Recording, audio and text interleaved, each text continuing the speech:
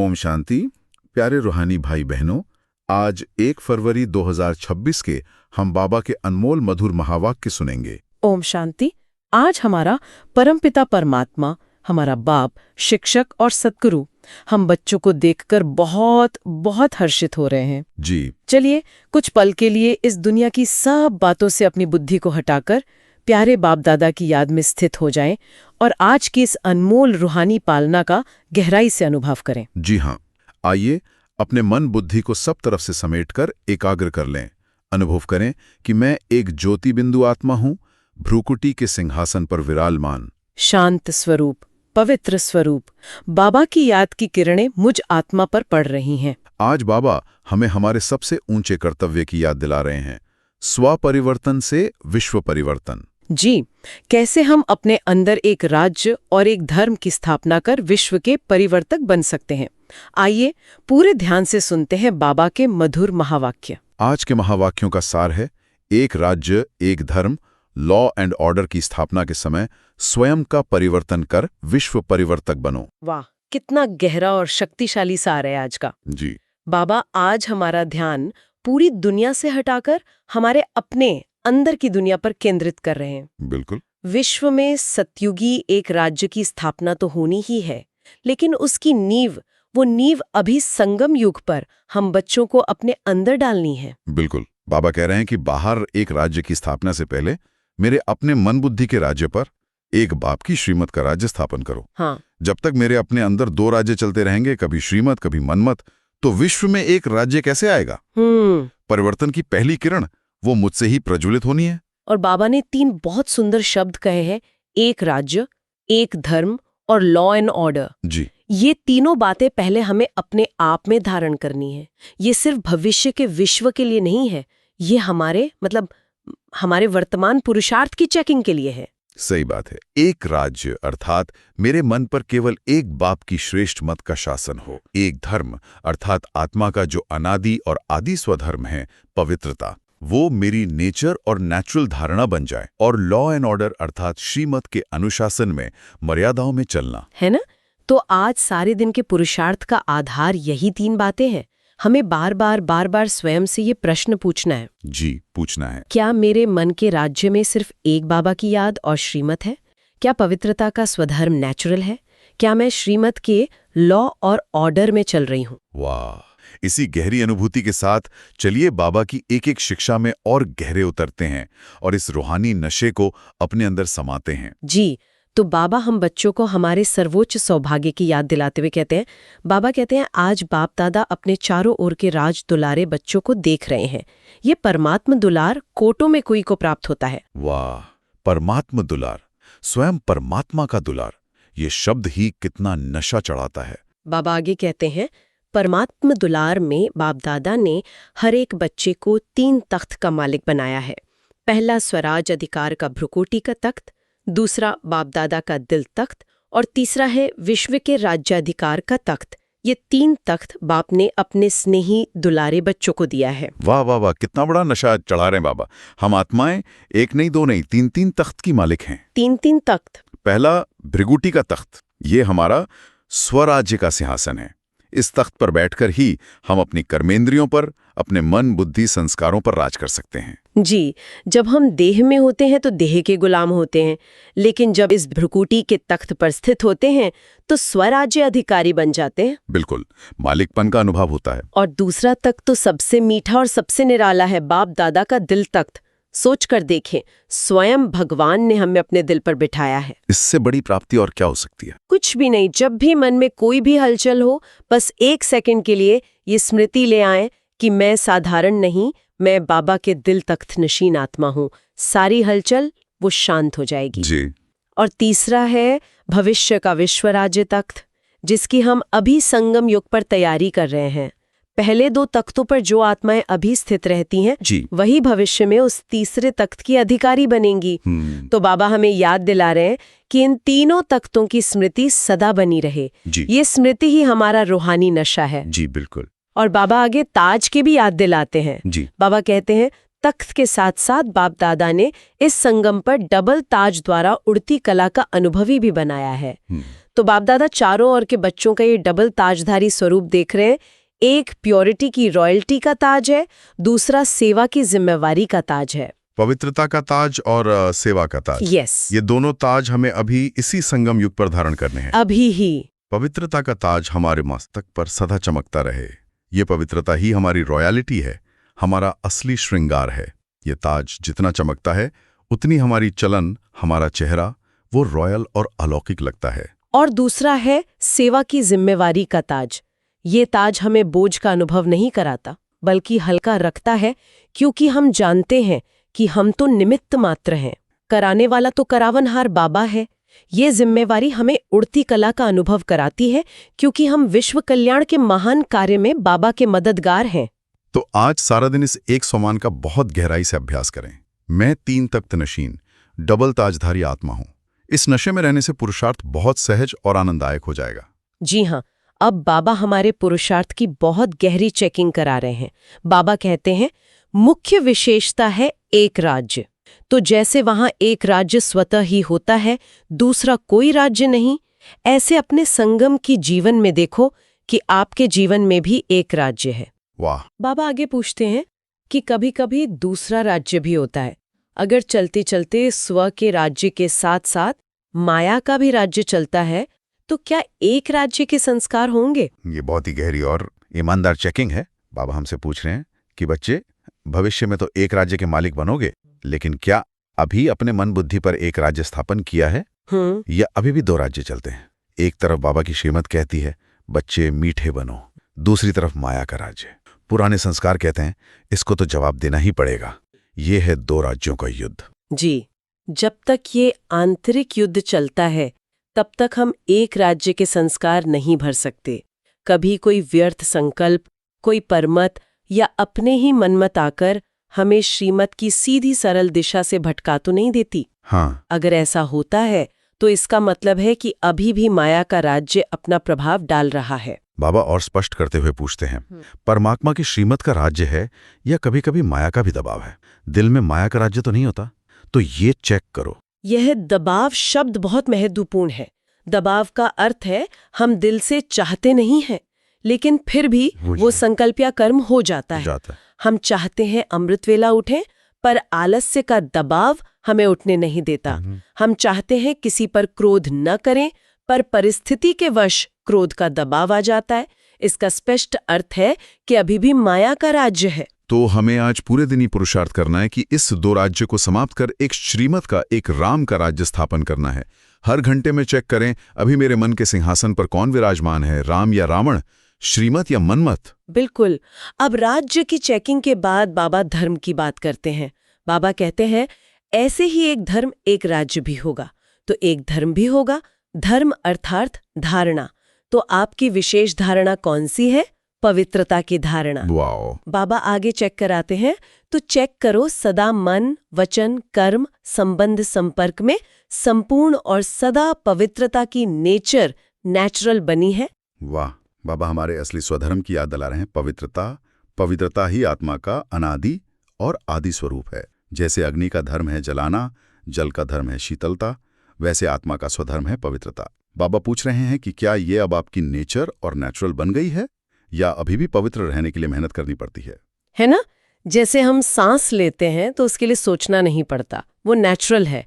क्या पवित्रता की धारणा भी इतनी ही सहज और स्वाभाविक हो गई है कि किसी भी परिस्थिति में, किसी भी आत्मा के संपर्क में आते हुए मन में स्वतः ही अपवित्र संकल्प ना आए, वचन में कड़वाहट ना आए और कर्म में कोई भी विकर्म ना हो? कई बार बच्चे अपनी सफाई में कुछ कारण देते हैं। बाबा कहते हैं कई बच्चे जब रूरियाहन करते हैं तो क्या कहते हैं, चाहता नहीं हूं, चाहती नहीं हूं, लेकिन कभी मनसा में, कभी वाचा में कोई ना कोई अपवित्रता का अंश इमर्ज हो जाता है। जी। बाबा आगे समझाते हैं, तो एक धर्म का अर्थ है पवित्रता की धारणा नेचर और नेचुरल हो। मतलब बाबा आवेश को भी क्रोध का बच्चा कहते हैं। बिल्कुल। घृणा, ईर्ष्या, नफरत, ये सब अपवित्रता के ही सूक्ष्म रूप हैं। छोटी सी भी अपवित्रता का अंश अगर इमर्ज होता है तो इसका मतलब है कि एक धर्म अभी पूरी तरह से स्थापन नहीं हुआ है। हमें बहुत सूक्ष्मता से स्वयं को चेक करना है। चेकिंग के साथ साथ बाबा हमें शक्ति और विधि भी दे रहे हैं। बाबा कहते हैं तो चेक करो, लेकिन चेक के साथ बाप द्वारा मिली हुई शक्तियों द्वारा चेंज करो। वाह, सिर्फ चेक नहीं करना, चेंज भी करना है। चेंज भी करना है। बाबा आगे कहते हैं अभी फिर भी बाप दादा पहले से ही अटेंशन खिंचवा रहे हैं कि अभी फिर भी चेक करके चेंज करने का तीव्र पुरुषार्थ करेंगे तो मार्जिन है, लेकिन कुछ समय के बाद अचानक टूलेट का बोर्ड लगना ही है। ये बाबा की कितनी मीठी और प्यार भरी चेतावनी है। बाबा कह रहे हैं बच्चे अभी समय है, अभी मार्जिन है। जी, मार्जिन है। अपनी कमियों को सिर्फ देखो नहीं, उन्हें देखकर निराश नहीं हो, उन्हें बाप से मिली हुई सर्व शक्तियों द्वारा परिवर्तन करो। ये मत सोचो कि ये मेरा पुराना संस्कार है, ये तो जाएगा ही नहीं। नहीं, बाबा की शक्तियों से सब कुछ संभव है। बिल्कुल। और बाबा हमें हमारा सबसे बड़ा स्वमान याद दिला रहे हैं। आप सबका स्वमान, वो आप सबकी महिमा क्या है, टाइटल क्या है? मास्टर सर्वशक्तिवान। मास्टर सर्वशक्तिवान। बाबा कहते हैं मास्टर सर्वशक्तिवान ने संकल्प किया, करना ही है और हुआ पड़ा है। होगा, देखेंगे, ये होता नहीं है। कितनी बड़ी बात है बाबा की। अगर हम स्वयं को सर्वशक्तिमान बाप के बच्चे मास्टर सर्वशक्तिवान अनुभव करें तो क्या हम अपने ही पुराने संस्कारों को नहीं बदल सकते? बदल सकते हैं। देखेंगे, करेंगे, कोशिश करेंगे, ये मास्टर सर्वशक्तिवान की भाषा नहीं है। मास्टर सर्वशक्तिवान की भाषा है सोचा और किया, संकल्प किया कि ये कमजोरी समाप्त और वो समाप्त हो गई। संकल्प और स्वरूप में अंतर न हो। जी, संकल्प किया और स्वरूप बना। इतनी तीव्र गति की आवश्यकता अब है। हमें अब अपने पुरुषार्थ के अलबेलेपन को छोड़कर तीव्र पुरुषार्थी बनना है। बिल्कुल। अब बाबा पुरुषार्थ में आने वाली एक बहुत बड़ी रुकावट की ओर हमारा ध्यान खिंचवा रहे हैं। जी। बाबा कहते हैं बाप दादा एक दृश्य देख करके मुस्कुराता रहता है कि क्या कहते हैं, ये हो जाए ना, ये कर लेना तो बहुत अच्छा, मैं आगे बढ़ सकता हूँ। हाँ, ये तो बहुत होता है। बाबा कहते हैं दूसरे को बदलने की वृत्ति रहती है, लेकिन स्व परिवर्तन की वृत्ति कहाँ कहाँ कम हो जाती है। अभी दूसरे को देखना, ये वृत्ति चेंज करो। ये तो हमारे पुरुषार्थ में आने वाला सबसे बड़ा विघ्न है। हम अक्सर सोचते हैं कि परिस्थितियां बदल जाएं या व्यक्ति अपना स्वभाव बदल ले, मेरे घर का माहौल ठीक हो जाए तो मैं बहुत अच्छा योग लगा सकता हूँ, मैं शांत रह सकता हूँ। लेकिन बाबा कहते हैं ये तो परचिंतन और प्रदर्शन हो गया। अपनी वृत्ति को स्व परिवर्तन की ओर मोड़ो। बाबा की श्रीमत कितनी स्पष्ट और सीधी है। बाबा कहते हैं इसीलिए see father, see double father, Brahma बाप को देखो, शिव बाप को देखो। वाह। अगर दूसरे को देखना है तो विशेषता देखो, जो कमी वो निकाल रहे हैं अपने से उसको नहीं देखो। जी हाँ, हमारा स्लोगन है सी फादर, सी सिस्टर या सी ब्रदर नहीं, क्योंकि हर आत्मा अभी पुरुषार्थी है, हर एक अपनी यात्रा पर है, अपने संस्कारों से लड़ रही है। सही बात है। हमें किसी को जज नहीं करना है, हमें सिर्फ फॉलो फादर करना है। ब्रह्मा बाप ने कैसे हर परिस्थिति में स्व परिवर्तन किया, हमें सिर्फ उनके पथ चिन्हों पर चलना है। बिल्कुल। अब बाबा हमें परिवर्तन के लिए एक बहुत ही सहज और प्रैक्टिकल युक्ति दे रहे हैं। बाबा कहते हैं वो दो शब्द हैं, मैं और मेरा। मैं और मेरा। जब भी मैं शब्द बोलो तो मैं फलानी या फलाना या ब्राह्मण तो हूं, लेकिन मैं कौन, जो बाप दादा ने स्वमान दिए हैं। जब भी मैं शब्द बोलो तो कोई ना कोई स्वमान साथ में बोलो। वाह। और आगे कहते हैं मेरा शब्द बोला तो बाबा याद आ जाए, मेरा बाबा, ये नेचुरल स्मृति हो जाए। ये परिवर्तन कर लो बस। वाह, कितनी सहज और शक्तिशाली विधि है। जैसी हम मैं कहते हैं तो देह अभिमान आ जाता है। मैं डॉक्टर, मैं इंजीनियर, मैं स्त्री, मैं पुरुष। जी। लेकिन अगर हम मैं शब्द के साथ बाबा का दिया स्वमान जोड़ लें, मैं एक शांत स्वरूप आत्मा हूँ, मैं एक मास्टर सर्वशक्तिवान आत्मा हूँ, तो स्थिति वो तुरंत बदल जाती है। देहभान से आत्माभिमानी स्थिति में आ जाते हैं। और मेरा शब्द तो सारे ममत्व और बंधन की जड़ है। मेरा शरीर, मेरा घर, मेरा पद, मेरे बच्चे, इसी में हम फंसते हैं। बिल्कुल। लेकिन जैसे ही हम कहें मेरा बाबा, तो सारे बोझ उतर जाते हैं और अधिकार का नशा चढ़ जाता है। जब सर्वशक्तिमान बाबा मेरा है तो सब कुछ स्वतः ही मेरा हो गया। जी। बाबा आगे दो और शब्दों की बात करते हैं। बाबा कहते हैं एक भाव और दूसरी भावना। तो जब भी भाव शब्द बोलते हो, सोचते हो, तो आत्मिक भाव, भाव शब्द बोलते ही आत्मिक भाव पहले याद आवे, और भावना तो शुभ भावना याद आए। शब्द का अर्थ परिवर्तन कर लो। ये संबंध संपर्क में पुरुषार्थ को बहुत सहज करने वाली बात है। किसी भी आत्मा को देखते हुए हमारा भाव साधारण या देहिक का न हो, आत्मिक हो। आत्मिक भाव हो। हर एक को एक आत्मा के रूप में देखें, उसके अनादि आदि स्वरूप में देखें, और भावना सदा ही शुभ हो, कल्याण की हो, चाहे कोई हमारे साथ कैसा भी व्यवहार क्यों ना करे। बाबा हमें याद दिला रहे हैं कि हम विश्व परिवर्तक आत्माएं हैं। तो क्या हम अपने इन 4 शब्दों के अर्थ को नहीं बदल सकते? ये छोटा सा परिवर्तन हमारे पुरुषार्थ में एक बहुत बड़ा जंप ला सकता है। जी बिल्कुल। और अंत में बाबा समय की गंभीरता की ओर हमारा बहुत गहरा ध्यान खिंचवा रहे हैं। बाबा कहते हैं, अंतिम घड़ी का कोई भरोसा नहीं, अचानक के खेल होने हैं, बहुत समय का पुरुषार्थ चाहिए। अगर थोड़े समय का पुरुषार्थ होगा तो प्रारब्ध भी थोड़े समय की मिलेगी, फुल 21 जन्म की प्रारब्ध नहीं बनेगी। ये बहुत बहुत महत्वपूर्ण अटेंशन है। हम ये सोचकर अलबेले नहीं हो सकते कि अभी तो बहुत समय पड़ा है, अंत में सब ठीक हो जाएगा। नहीं, बाबा स्पष्ट कह रहे हैं कि बहुत काल का अभ्यास चाहिए। अंत समय पर वही याद आएगा, वही स्थिति बनेगी जिसका हमने बहुत समय अभ्यास किया होगा। इसीलिए बाबा हमें 3 शब्द सदा याद रखने को कहते हैं, एक अचानक, दूसरा एवर रेडी और तीसरा बहुत काल।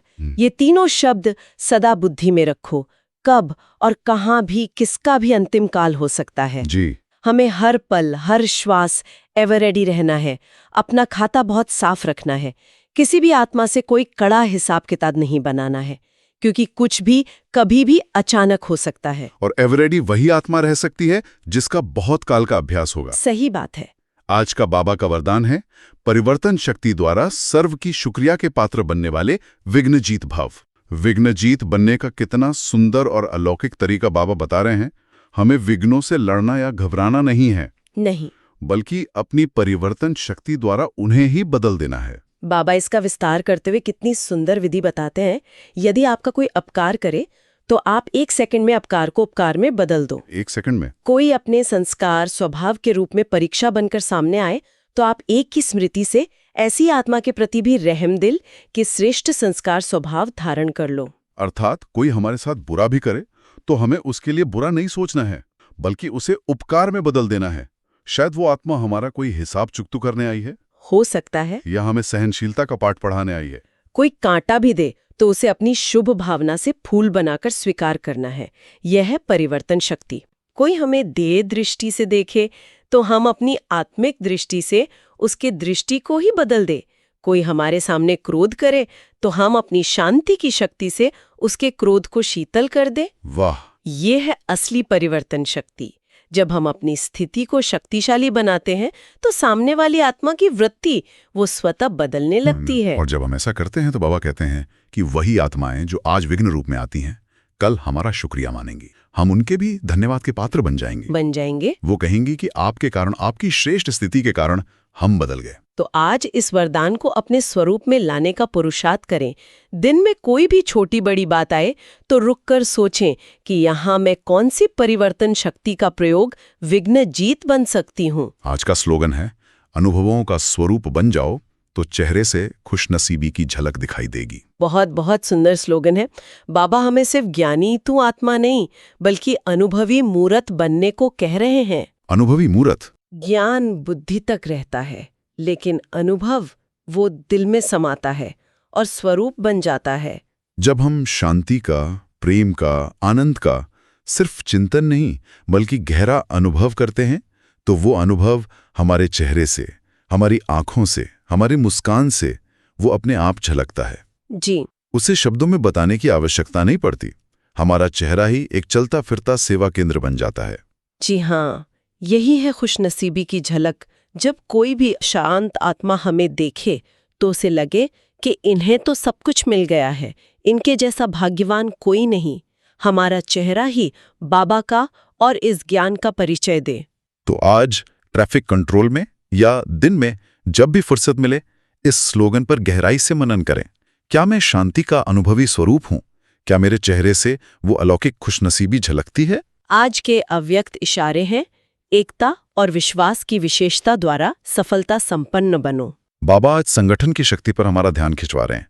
हम सब एक परमपिता परमात्मा के बच्चे हैं, एक ज्ञान वृक्ष की डालियां हैं। जी, अगर हम सब एक रहेंगे, एकता के सूत्र में बंधे रहेंगे, तो कोई माया की शक्ति हमें हिला नहीं सकती। बाबा कहते हैं, अनेक देश, अनेक भाषाएं, अनेक रूप रंग होते भी सबके दिल में एकता दिखाई दे, क्योंकि एक बाप के बच्चे हो। सब एक ही वृक्ष की डालियां, एक की श्रीमत पर चलने वाले हो। यही तो इस ईश्वरीय ब्राह्मण परिवार की सबसे बड़ी विशेषता है। दुनिया में जहां इतनी भिन्नताएं हैं, छोटी छोटी बातों पर मतभेद हो जाते हैं, बहुत। वहीं हम करोड़ों आत्माएं इतनी भिन्नता होते हुए भी एक बाप की एक श्रीमत पर एक मत होकर चलते हैं। यही एकता सफलता का सबसे बड़ा आधार है। बाबा तो इसे सबसे बड़ी सेवा कहते हैं।